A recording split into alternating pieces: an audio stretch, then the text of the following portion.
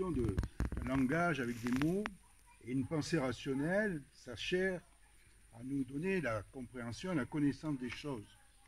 Ce sont des concepts. Mais il y a des mots qui constituent un obstacle un peu à la formulation d'une pensée rationnelle, alors qu'ils prétendent y servir. Soit parce qu'ils se lient à un ensemble de représentations, de significations qui sont quand même habitées par un rapport imaginaire à la réalité. Bon, c'est assez classique lorsqu'on est dans le domaine de la théorie politique, puisque par nature, quand on parle de politique, on va se rattacher inéluctablement même, à des circonstances historiques ou à des intérêts pratiques. Je ferai un rapprochement avec le mot de totalitarisme qu'on a connu il y a quelques années, qui envahissait tous les discours, parlait sans cesse de totalitarisme, tout était totalitaire. Et puis ça, finalement, ça a parasité, ça a brouillé la réflexion sur les expériences des régimes politiques réels mais inédits qui avaient été engendrés par le siècle passé. Et bien aujourd'hui, on a peut-être le même cas avec la prolifération du mot populisme. Il devient encombrant, il faut le dire, dans le discours des hommes politiques, ça peut apparaître naturel, mais aussi dans les analyses des observateurs, même les plus avisés. Alors, c'est une véritable inflation. Je prends un seul exemple. On a fait une recension du nombre de fois où le mot populisme était mentionné dans les articles de presse en France, sur une courte période, entre 2015 et 2018. Entre 2015, on avait 486 mentions du mot populisme dans la presse. Aujourd'hui, en 2018, donc hier, on était à 1254. Donc en très peu de temps, vraiment, tous les discours ont été envahis par ce mot. Bon, donc on est un peu confronté à la nécessité de comprendre si cette notion, qui fait l'objet d'une sollicitation aussi générale, est plus que l'indice de la réalité d'une évolution d'un champ politique, s'il nous apporte un élément d'intelligence, ou si au contraire, il peut en obscurcir les conditions de sa prise en compte. Alors, c'est clair pour tout le monde, je pense, il y a une espèce de moment actuel, de période actuelle, de conjoncture particulière, qui place le mot populisme au cœur des controverses les plus vives qui agitent non seulement les milieux savants, les experts, mais qui se réfèrent à l'appréhension de phénomènes qui nous interrogent tous à l'heure actuelle.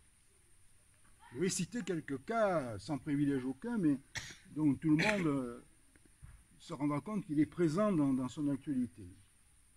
On a d'abord, effectivement, c'est un fait, la popularité croissante d'idéologies xénophobes dans différentes régions du monde, et spectaculairement, c'est vraiment spectaculaire en Europe, parce que nous, on aurait dû être prévenus contre ce genre de phénomène, on a un passé assez lourd dans le domaine,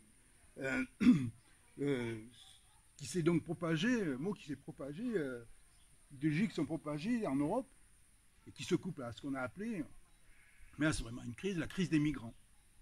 Bon, maintenant, on a un deuxième phénomène qu'on a constaté ces dernières années, qui est aussi la dynamique électorale de candidats de style, je dirais, médiatique, qui captent les suffrages plus par une mise en scène de leur personne, de leur existence, de leur vie, de leur verbe, que par un programme original. On pense à Trump, on pense à Bolsonaro au Brésil, mais maintenant on pense peut-être à autre chose qui concerne la Grande-Bretagne.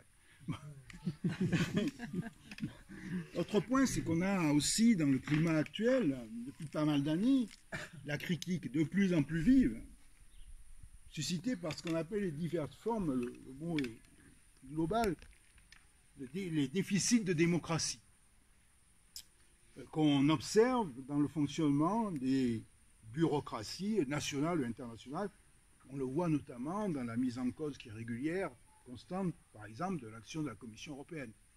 On dit toujours, bon, c'est une bureaucratie qui, sans contrôle, qui édicte des règlements et qui est donc tout à fait hors d'un contrôle démocratique. Et puis on a, plus près de nous, le sentiment d'un redécoupage de l'espace civique. Notamment, c'est un fait récent, mais qui a des racines profondes, le découpage entre un monde métropolitain et un monde de la périphérie. Bon, ces deux derniers éléments doivent vous dire quelque chose. Et ils se sont notamment trouvés au cœur du mouvement inédit de protestation populaire qui a été les Gilets jaunes. Bon, ça c'est au cœur quand même de ce qui a suscité ce mouvement. Bon, bon c'est pas une liste complète, mais chaque fois, dans tous ces cadres, on a le recours à l'idée de populisme. Le populisme vient sanctionner ce genre de phénomène. On dit ça, c'est la présence du populisme. Et qu'il faut noter donc immédiatement, c'est l'usage paradoxal en fait de ce mot. Parce que sur le plan théorique, c'est un mot disqualifié. Parce que ça déclare quelque chose d'inconsistant. Et en même temps, c'est systématiquement utilisé pour stigmatiser une série de mouvements ou des, entre guillemets, idéologies considérées comme des formes de pensée ruineuses pour la recherche de la rationalité ou celle de la promotion d'un bien commun en important des clivages au sein des communautés politiques. Alors, je dirais que quelque chose persiste ici d'une négation qui remonte même aux origines de la philosophie politique. Alors, c'est un élément essentiel déjà qu'on a dans l'œuvre de Platon. Platon, il y a chez lui, on pourrait l'analyser en détail, mais je le ferai là, une méfiance ou une défiance constitutive à l'égard de ce qui vise la catégorie de peuple. On le précisera plus tard. Il est d'abord clair que dans les faits, le populisme est massivement l'objet d'un usage polémique. On sert à marquer des discours d'une sorte de signe d'infamie. Un discours populiste, c'est un discours qu'on ne peut plus écouter, qu'on ne peut plus entendre. Il ne faut pas l'oublier, originairement en fait, la dénonciation du populisme, c'est jamais que l'envers de la conception du régime démocratique en tant qu'il confond l'organisation de la communauté politique avec la prépondérance donnée par la loi du nombre aux classes inférieures, comprises traditionnellement comme populaces ou plèbes forcément ignorantes. Ça, c'est un trait constant. Alors, Platon, il a déjà tout dit à ce sujet. Vous relisez Platon, vous avez tout là-dedans. Il dit, c'est le jeu des sophistes, la manœuvre de ceux qui cherchent qu'à flatter les instincts obligatoirement de ce gros animal qui est le peuple. Et en ce sens, le populisme est une affaire entendue depuis longtemps. Il caractérise tout discours démagogique. Il trompe le peuple en jouant de ses craintes, de ses espérances, en misant sur ses émotions, discours qui ne peut déboucher que sur une déviation des institutions démocratiques vers des modes d'exercice du pouvoir qui seront à la fois impuissants et autoritaires. Les deux vont ensemble. Plus un pouvoir est impuissant, en fait, à régler les choses, plus il aura tendance à être autoritaire. Pour autant, en ce qui nous concerne, la question va demeurer. Pourquoi, puisqu'on a déjà les termes, on a les termes de démagogie, on a les termes de xénophobie pour caractériser ce genre de discours, pourquoi on s'accroche désormais au terme de populisme?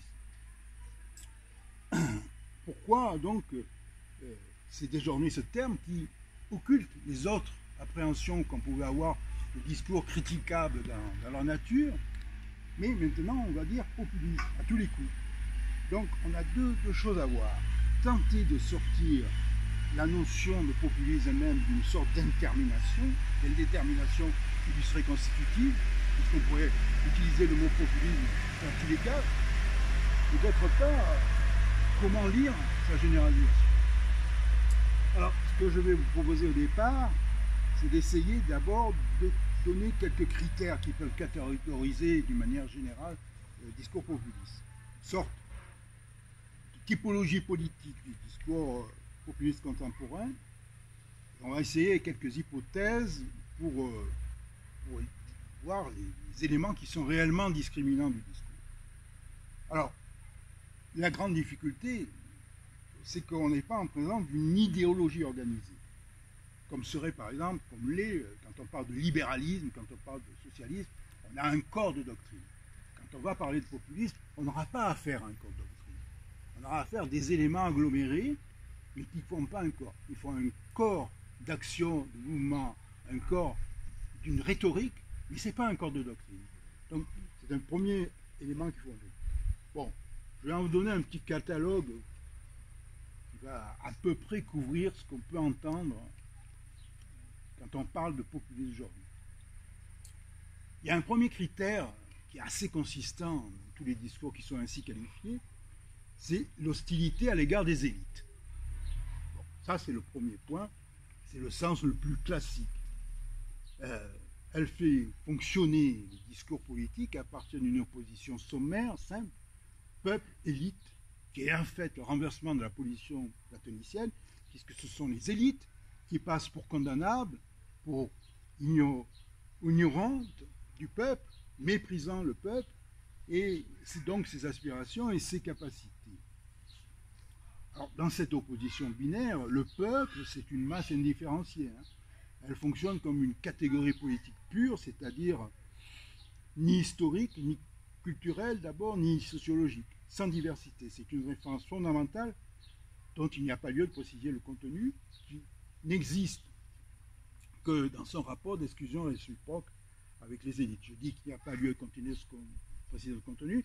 On verra que, par exemple, le peuple qui est désigné dans le discours populiste, on verra qu'il y a plusieurs peuples qui vont fonctionner dans ce discours. Là, on va dire plusieurs choses quand on va dire peuple. Donc il n'y a pas l'homogénéité. Et ce qui est essentiel, c'est la dualité, c'est-à-dire l'opposition réciproque entre les peuples et les élites. L'exclusion réciproque entre les deux. C'est ça qui est fondamental.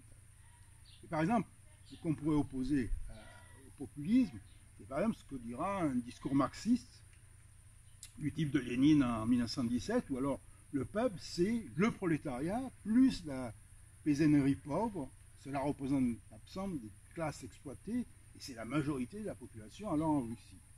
Et là, on a une caractéristique qui est socio-économique du peuple. Le peuple, c'est composé d'un certain nombre de classes qui sont déterminées par leur position par rapport au fonctionnement de l'économie.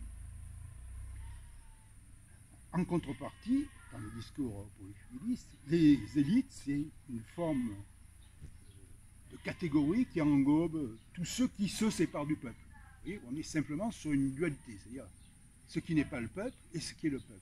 C'est très sommaire, si vous voulez, mais enfin, c'est une logique très, très rigoureuse de ce point de vue. Alors pourquoi des élites se séparent du peuple?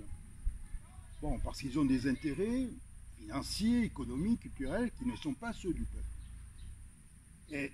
Mais en même temps qu'ils se séparent du peuple, ils restent liés au peuple de façon antagonique, parce qu'ils ne peuvent leur satisfaire leur intérêt qu'en soumettant et exploitant le peuple. La séparation est ici la condition de la domination. De là l'importance dans ce type de discours d'un développement d'une thématique du soupçon, d'une corruption généralisée, d'une dénonciation permanente des scandales imaginaires ou réels. Être du côté du peuple, c'est être du côté de la justice. Les élites ne se séparent pas seulement du peuple, elles s'y opposent essentiellement, elles s'en excluent activement. Bon, historiquement, on peut dire qu'on recoupe quelque chose qui a existé. On imagine très bien ce qu'est le fonctionnement du tiers-État au moment de la Révolution française, qui, comme disait Sieyès, qui n'être rien devait être tout, ce qui impliquait l'expulsion de la noblesse, renvoyée, toujours selon Sieyès, dans les forêts de Germanie, d'où elle prétendait provenir. Nous voyons bien que cette conception ne peut éviter de réinvestir la vieille question du mystère de la politique, finalement. Comment le peuple, qui est du côté de la justice, qui est du côté de la vérité, fait-il pour conformer son action à des intérêts qui lui sont contraires? Vous savez, c'est le thème du discours de la Boétie, l'ami de Montaigne, le discours de la servitude volontaire. Alors, les plus anciennes réponses reviennent aussitôt. C'est nécessairement par l'effet de mensonge, de manipulation, de complot savamment organisé. Le peuple n'est pas seulement du côté de la justice, donc il est du haut fait, essentiellement du côté de la vérité. Ce qui implique immédiatement, et dans nos sociétés, de faire des médias les supports et les complices de manœuvres destinées à égarer l'opinion et non à l'éclairer, et ce qui conduit inversement, et de façon perverse, à développer en même temps des stratégies de contre-information, même de fausse information. Alors, la critique des élites, elle comporte toujours, quelles que soient les formes historiques dans lesquelles jouent leur opposition au peuple, elle comporte toujours une appréciation morale, corrompue et corruptrice. C'est à partir de valeurs métapolitiques qu'elles sont d'abord condamnables. Tandis qu'en face d'elle, il y a un peuple toujours originellement sain, qu'elle tente sans cesse d'engager dans des comportements déviants, d'en produire la dissolution. Mais, simultanément, s'exige ici, pour certains, ce qui fait le mouvement même de l'institution du corps politique, sa capacité à discriminer son ennemi. Ça, c'est le premier point, donc, caractéristique des discours dits populistes, c'est l'opposition d'un peuple à des élites. Deuxième élément caractéristique un peu de beaucoup des discours populistes, c'est la défiance envers les institutions. Ce critère paraît être une conséquence du premier, c'est clair. C'est une critique du système de la démocratie parlementaire et du système représentatif qui la fonde, qui apparaît comme structurellement perverti, ne permettant pas une expression véritable de la volonté du peuple. Ces dénonciations se combinent avec un appel permanent à des formes de démocratie directe, principalement au référendum. Nous retrouvons dans la critique de la représentation celle de la séparation d'une élite, celle d'un personnel politique professionnalisé qui se trouve ainsi perméable à la corruption, celle des lobbies notamment, qui n'est finalement pas en état d'incarner autre chose que des intérêts particuliers. Donc, deuxième point, la défiance envers les institutions caractéristique. Il y a un troisième point, et l'adhésion à un leader. Populisme, il leur faut un leader. C'est un renversement classique. Le peuple étant muselé par les manœuvres des élites, sa libération ne peut venir que d'un homme, hors du commun, capacité d'exprimer toutes ses aspirations. Ce leader est souvent qualifié de charismatique.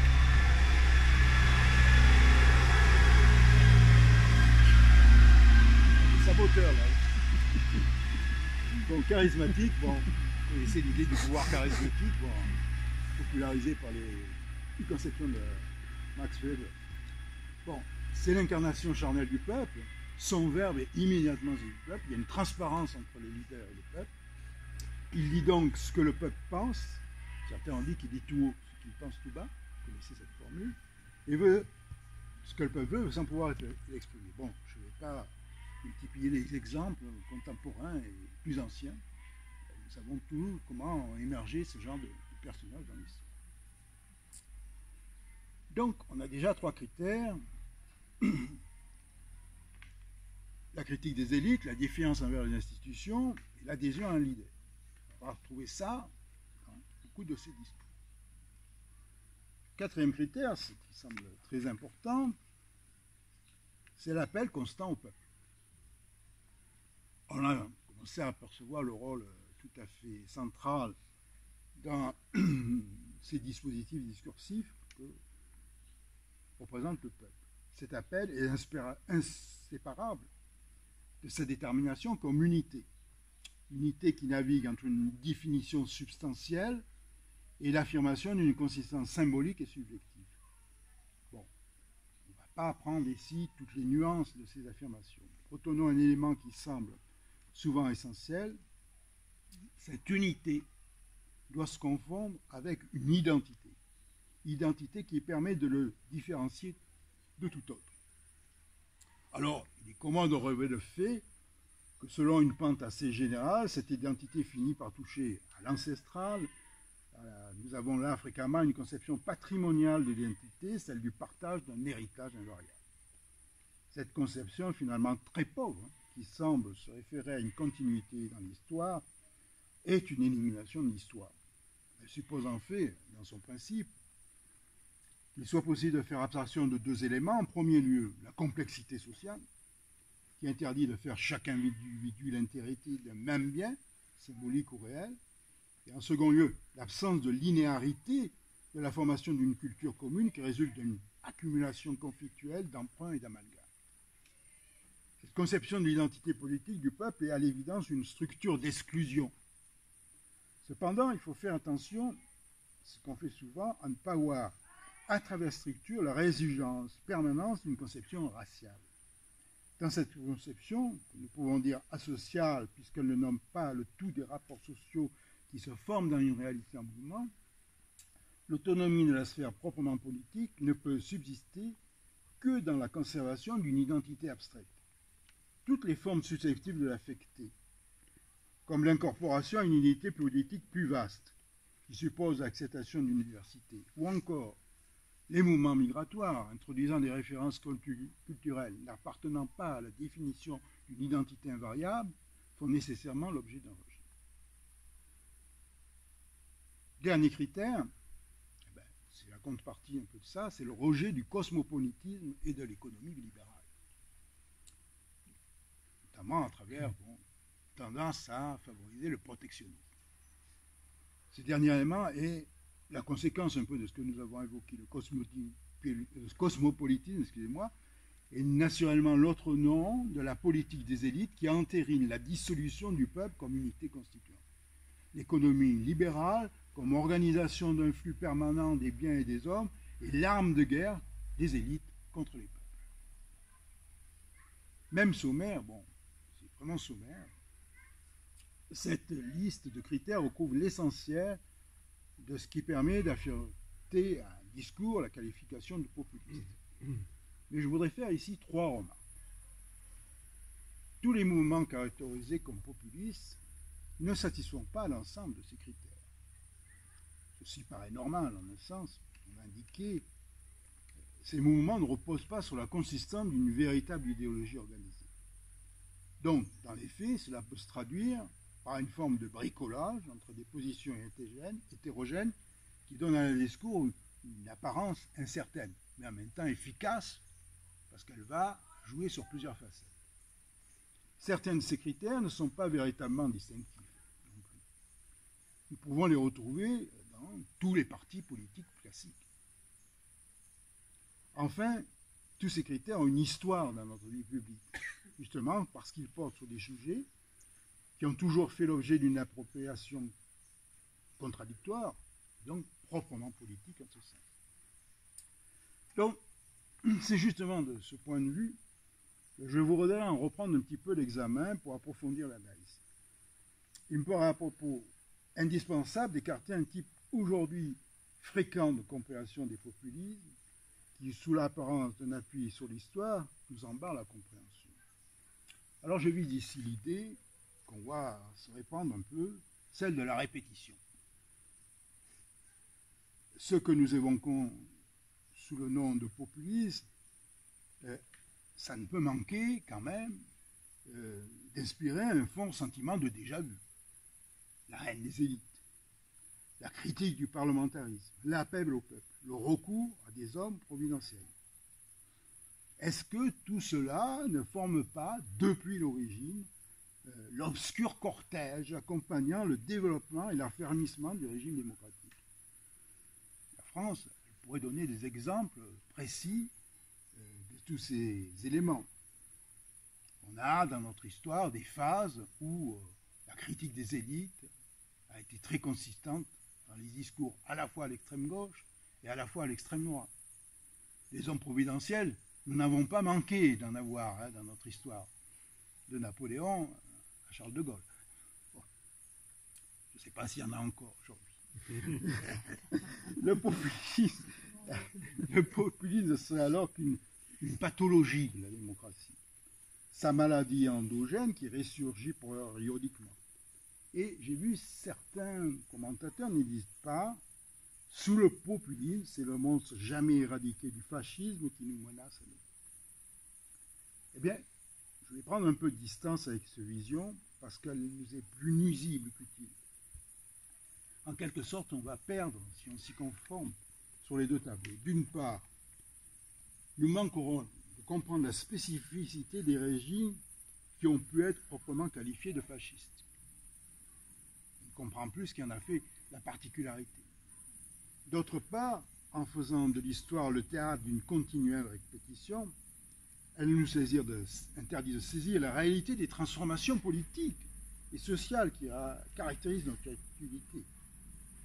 Et ne plus les penser, c'est cesser d'y être actif.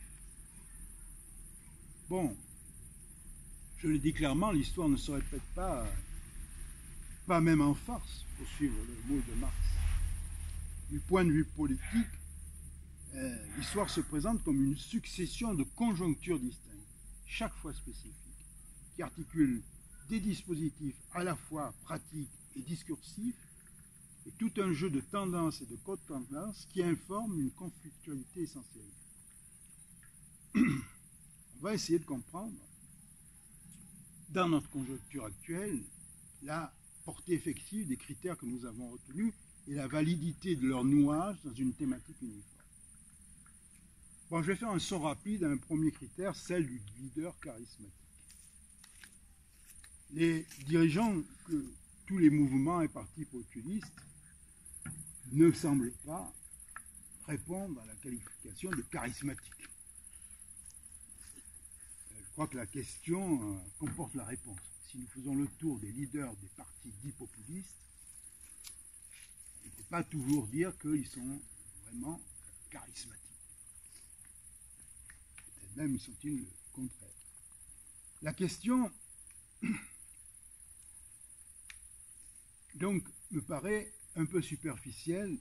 Ça ne me paraît pas la critère essentiel, parce que on est aussi dans une transformation des conditions dans lesquelles s'affirme aujourd'hui le fonctionnement des politiques. On voit qu'on a de plus en plus des mécanismes politiques qui tournent autour de la désignation d'un personnel unique. Nous avons eu l'exemple des partis politiques qui avant faisaient des programmes et disaient une direction qui désignaient, qui impliquaient qu'ils étaient les candidats au poste essentiel. Aujourd'hui, on a vu se développer des primaires. Primaire, c'est désigner des individus, puisque primaire dans un parti, ils partagent fondamentalement la même opinion. Donc on est passé d'une logique de programme à une logique d'identification d'individus. En fait, d'individus où la détermination de leur choix se fait par rapport à un support que je dirais médiatique, pas tellement un support du contenu essentiel de leur discours. Peut-être qu'aujourd'hui, des leaders du temps passé n'auraient aucune chance, parce que peut-être leur discours, il est trop compliqué, par moment. Il est trop difficile à entendre. Donc, vous voyez, ce n'est pas un critère distinctif du populisme, mais le populisme, il rentre dans ce schéma où on soumet le problème d'inscrire un projet politique au problème d'être un individu qui incarne dans sa personnalité quelque chose de particulier. Donc, c'est une transformation qui est générale. On pourra en discuter si vous voulez. Mais le populisme, là, il ne fait pas exception. Donc, le fait que les populistes aient des leaders et recherchent des leaders, ça affecte tous les partis aujourd'hui. Les partis n'existent pas s'ils ne sont pas en capacité d'avoir un leader qui peut avoir un impact sur l'opinion. Mais un impact sur l'opinion, à travers quoi? Un jeu d'image. Bon, nous l'avons vu, par exemple, notre dernier président de la République, c'est un jeu d'image d'abord qu'il a mis en avant, plutôt qu'un programme spécifique. Le programme, en même temps, c'est la négation d'un programme spécifique. C'est un programme non spécifique, mais qui est d'abord les conditions de porter une image en avant. C'est ce qui s'est passé. Mais ce n'est pas une critique spécifique, c'est un mécanisme à l'heure actuelle qui est en train d'handicaper quelque part le fonctionnement des démocraties. On peut y revenir dans le détail. Alors, je crois qu'un point plus significatif de ces discours, c'est quand même la critique des institutions. Comprenons spécifiquement le système de la démocratie représentative, celle qui nous concerne effectivement. Alors, si j'étais sur le point de vue strictement constitutionnel, je devrais dire démocratie parlementaire. Mais dans les faits, et là on rejoint le point précédent, nous savons que cela ne correspond plus exactement au fonctionnement de nos institutions politiques, en raison du rôle prédominant pris par le pouvoir exécutif. Alors cette remarque, elle n'est pas anodine, parce qu'elle nous conduira à considérer l'ambivalence du qualificatif populiste. Alors, est-ce qu'il est utile ici de revenir sur les défauts patents des institutions de la Ve République et de leur fonctionnement et la nécessité de la réforme? Elles sont réclamées depuis longtemps, pas par des populistes, mais par des constitutionnalistes qui ont bien analysé les défauts qui ne sont pas du tout dans la mouvance que l'on décrit. Mais la question, c'est justement pourquoi la critique des carences du mécanisme représentatif et l'appel à une participation plus directe des citoyens à la gestion des affaires politiques, ce que l'on entend aujourd'hui de partout, ou à leur contrôle, serait-elle spécifique alors du populisme? Paradoxalement, les promoteurs de nos institutions n'avaient-ils pas tenté d'en prévenir la dérive actuelle en introduisant le recours au référendum? Devrait-on caractériser le régime actuel comme porté par une inspiration populiste? Ce n'est pas le cas. Par ailleurs, à quel moment la révélation et la dénonciation des faits de corruption, lorsqu'ils sont avérés bien sûr, relèvent-elles d'une pulsion condamnable? Le contrôle des détenteurs du pouvoir étatique depuis l'origine et de leur intégrité a toujours été une des conditions essentielles du bon fonctionnement d'un régime démocratique. Et il n'y a pas de démocratie sans contrôle des gouvernants. Donc, évidemment, de leur intégrité morale et financière. C'est un impératif. Si on l'élimine, on abandonne une partie de ce qui constitue l'essence d'un régime démocratique. Alors, en fait, le populisme opère la superposition de deux problèmes. Le premier, en effet, est institutionnel. Il est manifestement le fait d'un décalage opéré par une pratique continue d'institutions dont certaines semblent avoir été progressivement privées de leur contenu, de leur rôle effectif, de leur rapport avec l'état réel de la société. Je n'insiste pas sur la situation actuelle, qui voit tous les pouvoirs se concentrer dans la personne du président, alors même que la loi fondamentale de la République organise sa totale irresponsabilité. Le paradoxe, c'est que le président de la République en français est responsable de tout, mais il est irresponsable politiquement. Quand même un peu, pour tous les gens qui pensent à la démocratie, c'est un peu paradoxal. Parce que quand vous exercez un pouvoir dans le régime démocratique, vous devez en rendre des comptes. Vous êtes sous le contrôle de vos mandants. Mais là, non. La République peut faire ce qu'il veut, il ne sera jamais mis en cause jusqu'à la terme de son mandat. Bon, peut-être il ne sera pas renouvelé, mais durant son mandat, il n'y a pas de contrôle sur son action. Donc il peut dire n'importe quoi, faire n'importe quoi quasiment, sauf peut-être tuer des gens, mais il a le droit de faire ce qu'il veut et il n'est pas contrôlé. Or, si les institutions ne fonctionnent pas, c'est l'existence même de la société comme institution politique qui est mise en cause. Bon, premier problème, et le deuxième problème, il est plus strictement politique. On a ce mauvais fonctionnement des institutions, bon, je n'insiste pas, il est patent pour tout le monde, mais on ajoute un deuxième élément. Depuis près de 30 ans, nous vivons dans une forme de paradoxe ruineux, également pour le fonctionnement de la démocratie. Toutes les majorités qui se succèdent, les gouvernements qui en dépendent, au gré d'alternances électorales, n'apparaissent plus comme l'incarnation de véritables alternatives, mais ne proposent que des variations à la marge d'une seule et même politique. La première conséquence, c'est évidemment la déconstruction qui en résulte par la combinaison avec la dérive institutionnelle et de cette invariance des choix mis en œuvre des partis politiques traditionnels, et notamment des deux partis dominants en France qui, en particulier à la faveur d'un régime électoral avantageux, ont pu longtemps s'assurer d'un partage permanent des responsabilités. Alors, un petit élément de mémoire, pour saisir le caractère récent et profond de cette rupture, rappelons que dans les élections générales jusqu'aux années 80, dans les constitutions populaires, on disait que je jouais un choix de société. On n'en est plus là. Alors, les conséquences, nous les connaissons. Les politiques menées font des mécontents, nombreux et divers, mais ces mécontents ne trouvent plus dans les institutions les moyens d'exprimer leur insatisfaction. Ils s'en détournent donc. Et de là, un progrès constant de l'abstention, qui caractérise toutes les démocraties modernes, à des niveaux qui approchent plus de la moitié du corps électoral, et l'abstention qu'il faut coupler avec d'autres éléments, là, non seulement l'abstention, mais la non-inscription sur les listes électorales d'une partie de la population. Et si on va plus loin, comprenons que quand on parle des couches populaires, il faudrait y exclure, qui est une composante de notre population, les populations immigrées qui n'ont pas accès au droit de vote.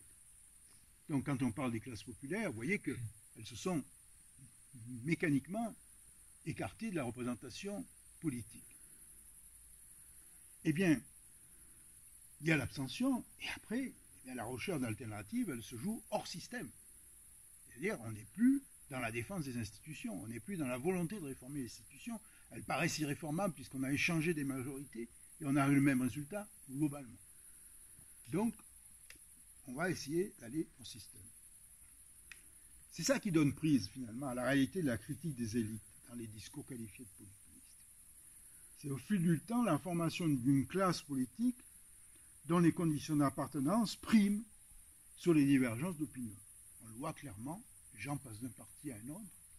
On est socialiste un jour, on est, comment dit-on, macroniste le lendemain, ça n'a pas d'importance. Et étant macroniste, on est voisin de gens qui étaient au parti républicain, des républicains avant. Vous voyez, donc l'identification politique perd son sens.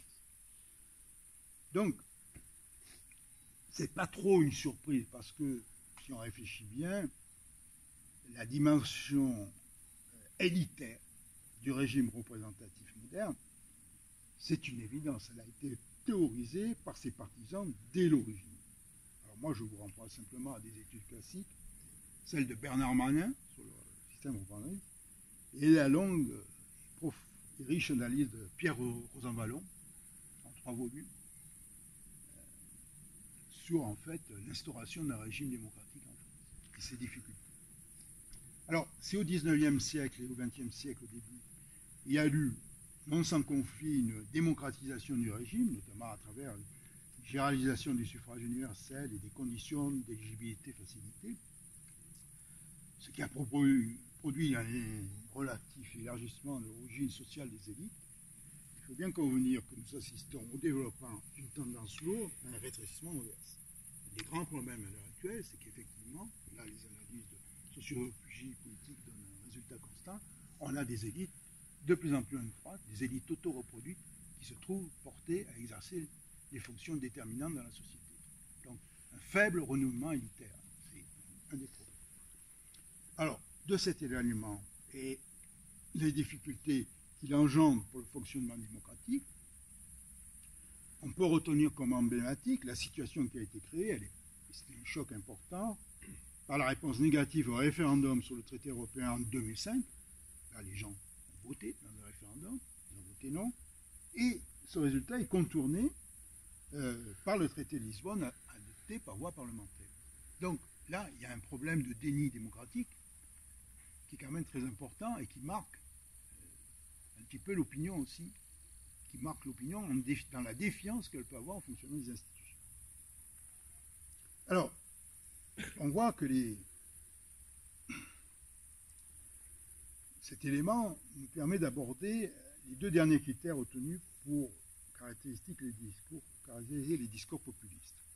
La critique du point de vue économique du libéralisme et plus fondamentalement le recours au peuple. Même s'il n'y a pas d'une formulation à une autre, d'un moment à un autre, une totale homogénéité, un axe paraît s'imposer. L'assimilation au populisme de la critique qu'il faut bien appeler un dogme économique dominant, celui de la validité générale des principes de l'économie libérale et de la nécessité de leur application à tous les domaines d'activité de la vie sociale. Cette mise en cause se déploie sur 2 plans. La mise en cause de cette critique donc de la doxa libérale. D'abord, l'action pour sauvegarder un État antérieur qui est représenté comme plus favorable pour de nombreuses couches sociales et concentrer ses critiques sur l'Europe qui serait la source principale agissant pour imposer cette dogmatique nouvelle dont les conséquences sont vécues comme une dépossession d'espace politique au profit d'une pure rationalité dont les élites politiques et économiques seraient les seules détentrices, s'acharnant en quelque sorte à justifier le propos prénitoire de Mme Thatcher, il n'y a pas d'alternative. Mais parler à ce propos de populisme devient une sorte de piège. Il faut faire attention. Qui finit par interdire toute réflexion critique sur l'état de l'Union européenne, toute analyse mettant en évidence les effets négatifs de la monnaie unique, par exemple, pour certains pays, et le creusement des inégalités auxquelles elle peut être associée. Toutes ces critiques n'émanent pas de politiciens démagogues et ignorants, mais de nombreux experts internationalement reconnus. Pourtant, au nom d'une proximité avec un populisme qualifié de dangereux pour la démocratie, elles finissent par devenir inaudibles dans le débat public. Or, c'est là le plus grand danger pour une démocratie qui ne peut vivre sans une confrontation des positions. Venons-en au dernier critère, c'est le plus essentiel, le plus important, celui de l'appel au peuple. Alors, comment faire appel au peuple pour nous, dans les régimes que nous connaissons? Comment on peut faire l'appel au peuple? Faut-il faire d'une critique, puisque son caractère est rituel, finalement, toujours évoqué par tous ceux qui se réclament de la République et de la démocratie.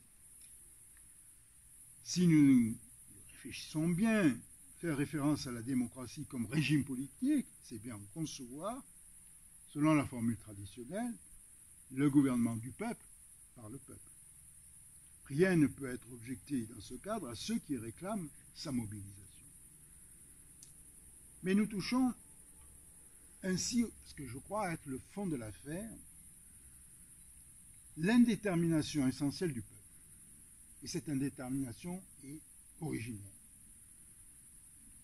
Pour la faire sentir seulement, parce que nous pourrions y revenir, il est aisé de repérer dans les discours populistes ceux que, selon les circonstances, sont les peuples, qui sont en fait différents.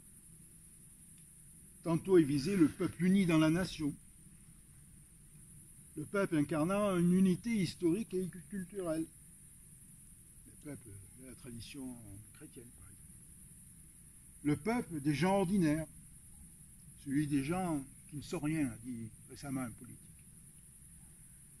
Et ce qu'il est important de noter immédiatement, c'est que chaque détermination du peuple fonctionne comme un système d'inclusion qui a son envers dans une exclusion. La nation s'oppose aux autres nations. Le peuple, en quelque sorte, ethnicisé aux étrangers. D'abord sur la figure de l'immigré. Le peuple des gens, le petit peuple, au grand, où nous y revenons aux élites. En ce sens, le populisme nous pose une question fort sérieuse. Comment aujourd'hui devons-nous entendre la souveraineté du peuple? Peut-elle se penser sans une ou des exclusions constitutives? Bon, on va faire un petit premier point. Chemin faisant, nous avons mis en évidence le fait que la mise en circulation de façon massive du mot populisme met en scène une double défiance. Des gouvernants à l'égard des gouvernés, qui demeurent rétifs à la doxa dont tous les partis systémiques s'inspirent maintenant, et en réplique, la défiance des gouvernés à l'égard des gouvernés. Nous pourrions ainsi définir des mouvements populistes sans référence à une rhétorique particulière. Ils révèlent d'un projet politique pour mobiliser des secteurs sociaux marginalisés, économiquement, culturellement, socialement, dans une action contestataire visible où des gens ordinaires se trouvent valorisés. Si vous voulez, la situation actuelle paraît renvoyer à quelque chose de très ancien. Ce rapport défiance-confiance, nous le trouvons ainsi chez Rousseau, dont les conceptions évoquent à la fois un peuple comme multitude aveugle qui ne sait pas ce qu'elle veut, c'est écrit dans le contrat social, il ne faut pas l'oublier, et cette formule sera reprise quasi à l'identique par Hegel, et un peuple qui veut toujours le bien, même s'il ne le voit pas toujours. Et plus près de nous, philosophe allemand bien connu, Jürgen Habermas, remarquait que sous le doux mot de gouvernance, c'est en vérité qu'un euphémisme pour désigner une forme dure de domination politique. Nous devons donc nous interroger. L'emploi extensif actuel du mot populisme emporte une représentation du peuple qui a plus à voir avec la plèbe ou la populace que tous ceux qui, de Platon à Hegel, ont fait le procès de la démocratie. C'est un nom commode pour tenter de disqualifier a priori toute remise en question fondamentale dans l'orientation générale des politiques conduites par les partis de gouvernement. Pour autant, nous devons concevoir que les discours populistes sont eux-mêmes l'indice d'une réalité. Nous avons au départ évoqué le contenu général de notre époque. Si nous voulons la nommer époque d'un mode de fonctionnement économique, financier, mondialisé, sa conséquence désormais évidente, c'est la vitesse des transformations sociales qu'elle impose, transformations opérant un reclassement, déclassement des individus qui finissent par être privés d'une représentation stable de leur position. Cependant, ce n'est pas une lecture sociologique de leur impact qui, à mon sens, peut le mieux nous éclairer. On va tenter de rester sur le terrain d'une élucidation proprement politique, car ce sur quoi je voudrais attirer l'attention, c'est que la considération du populisme va nous conduire à réinventer le sens même du mot politique. Pour cela, il faut éviter les réductions qui sont des facilités, des façons de non penser ce qui est en jeu. Nous avons rapidement écarté la référence au fascisme, on pourra en reparler, parce qu'il s'agit d'un épisode historique strictement déterminé qui n'existe plus aujourd'hui aucune des conditions qui l'ont rendu possible. Il faut par ailleurs éviter de réduire le populisme à des mouvements purement xénophobes. C'est plus complexe. Il est parfaitement vrai que c'est là un élément persistant de la rhétorique. Nous avons rappelé que toute unité politique commence à exister à partir de la distinction du nous et des autres, de ceux qui en font partie et de ceux qui en sont exclus. Toute la question est de savoir comment fonctionne ce mécanisme de séparation, donc de savoir quel est le déterminant de la citoyenneté. Ce qui brouille les choses, ce qui est le fondement réel des formulations se polarisant sur la situation des étrangers, dont nous voyons combien aujourd'hui elle dépasse les mouvements du populisme, c'est que l'espace politique de la citoyenneté, dans les conditions actuelles, ne recoupe plus les divers espaces de l'existence interindividuelle, à commencer par l'espace économique, puis plus que jamais, et transnational, générant des agents dont l'accès au statut de citoyen devient indifférent. Le populisme est une tendance qui s'affirme au travers des contradictions qui sont façonnées par l'histoire de chaque pays. Il s'affirme partout, plus ou moins fortement, plus ou moins contrarié par des contre-tendances. Il faut cependant le situer d'abord dans une perspective globale qui a affecté l'histoire du continent européen. Alors, je crois qu'il y a un fait majeur dont on ne peut sous-estimer l'importance et les conséquences à long terme. C'est évidemment une réalité qui a partagé notre monde pendant longtemps.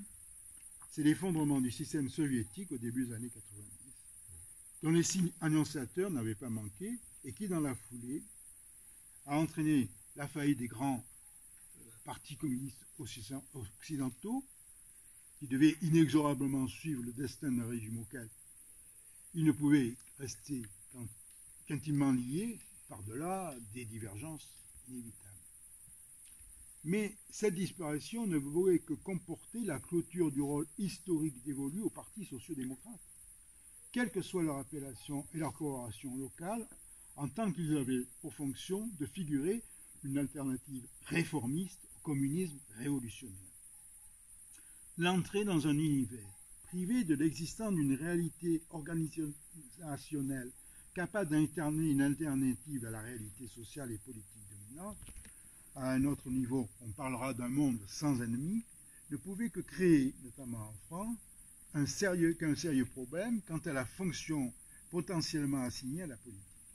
Pendant près de 2 siècles, nous avons vécu dans un espace politique dominé par une référence révolutionnaire, structurante, pour le dire vite, à droite comme à gauche. Depuis la Révolution française, moment fondateur à bien des égards de notre réalité culturelle, qu'elle se conçoive ou non sous la forme d'une transformation radicale, l'action politique a été conçue comme ayant la charge de définir le devenir de la communauté humaine où elle s'inscrit. Or, le fait majeur dans ce monde sans alternative, c'est au fond le renversement du paradigme révolutionnaire. Alors que le mouvement révolutionnaire a été conçu comme relevant de l'expression d'une volonté collective affirmant son autonomie, sa capacité d'autodétermination, aujourd'hui les processus révolutionnaires désignent des réalités face auxquelles il n'est plus en fait possible d'exercer une maîtrise collective, qui sont des processus objectifs, véritablement transformateurs dont on ne peut d'abord que constater l'existence. Révolution du travail, de l'économie, des technologies, des sciences, révolution biologique et climatique, j'en passe. Autant de mouvements de fond qui s'imposent à nous indépendamment de notre action, réalité anonyme dont le modèle est finalement celui de phénomènes naturels. Dans ce contexte, la tâche du politique semble de plus en plus être de conduire une transformation, non de conduire une transformation, mais de gérer une adaptation. La politique devient un gestionnaire du risque, un réducteur des effets potentiellement catastrophiques dont l'évolution échappe en fait à son contrôle. Les partis traditionnels doivent donc inventer, contradiction dans les termes, une politique de l'impuissance qui affecte la sphère même de l'action publique et ses supports étatiques. Cette politique porte un nom que nous connaissons maintenant, c'est la sécurité. C'est ce contexte d'ensemble qui doit être pris en considération lorsqu'on veut comprendre la nature et la fonction du populisme. Ces mouvements enregistrent de façon souvent contradictoire une forme de réaction aux effets de cette évolution globale. Pour le faire de façon un peu provocante, les mouvements de transformation rapidement évoqués, introduits par une économie se constituant en marché mondial, ont abouti à réintroduire à l'intérieur des pays antérieurement centraux des formes de rapports sociaux qui appartenaient à sa périphérie, c'est-à-dire à la réalité du colonialisme. Ce qui en pratique signifie des formes de l'exclusion sociale particulièrement violentes, notamment sous la forme d'exclusion géographique, soit en fait la superposition d'espaces civiques qui ne communiquent pas entre eux. Ce que défait l'évolution contemporaine, c'est la représentation de l'uniformité sociale. Je dirais plus fondamentalement qu'elle manifeste dans un sens négatif l'impossibilité de socialiser intégralement le peuple, de faire se recouvrir une composition sociologique avec une configuration politique unitaire. La crispation qui apparaît dans certaines formes de populisme sur l'identité nationale signifie qu'à l'épuisement de sa fonction unificative, qui ne peut pas dire ayant toujours eu un contenu uniforme, une alternative reconstituant une unité collective semble demeurer indisponible. Je ne vous ai pas trop fatigué.